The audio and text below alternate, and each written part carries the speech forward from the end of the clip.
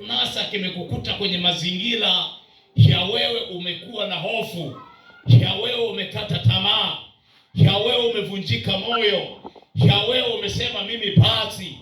siwezi kuabudu Mungu tena, ya wewe kwamba kukaa pasipo na misimamo, ni mtu waliokutazama katika ulimwengu wa roho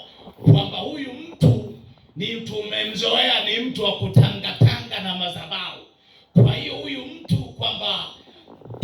hata kama kakaa kwenye madhabahu fulani lazima tumletee vitisho. Kwa hiyo hivyo vitisho tutakavyoweza kumletea kwa familia,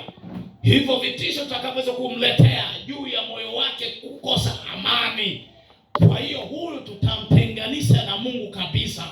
au tutamharibia katika ulimwengu wa kimwili haweze kuteketea kabisa.